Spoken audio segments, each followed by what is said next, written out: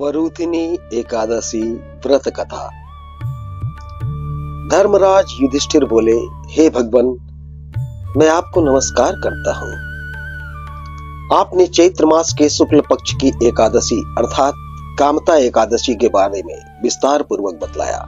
अब आप कृपा करके वैशाख कृष्ण एकादशी का क्या महत्व है, कृपया बताएं। भगवान श्री कृष्ण ने कहा, हे राजेश्वर, वैशाख मास के कृष्ण पक्ष की एकादशी को वरुथिनी एकादशी के नाम से जाना जाता है।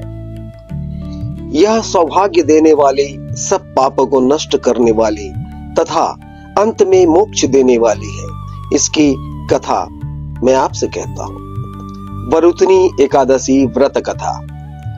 प्राचीन काल में नर्मदा नदी के तट पर मानधाता नामक राजा राज्य करते थे।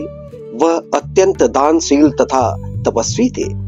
एक दिन वह जंगल में तपस्या कर रहे थे, तभी न जाने कहां से एक जंगली भालू आया और राजा का पैर चबाने लगा।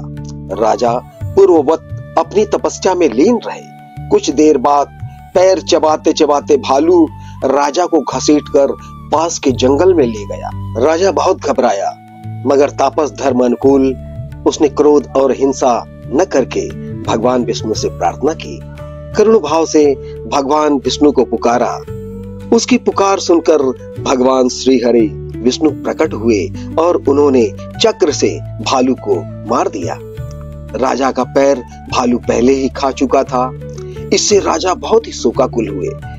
उन्हें दुखी देखकर भगवान विष्णु बोले, हे वत्स, शोक मत करो, तुम मथुरा जाओ और वरुथिनी एकादशी का व्रत रखकर मेरी वराह अवतार मूर्ति की पूजा करो। उसके प्रभाव से पुनः सुदृढ़ अंगों वाले हो जाओगे।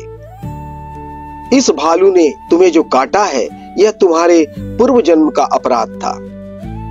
भगवान की आज्ञा मानकर राजा मानधाता ने मथुरा जाकर श्रद्धा पूर्वक वरुथिनी एकादशी का व्रत किया।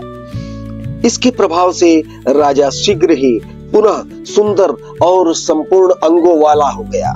इसी एकादशी के प्रभाव से राजा मानधाता स्वर्ग गए।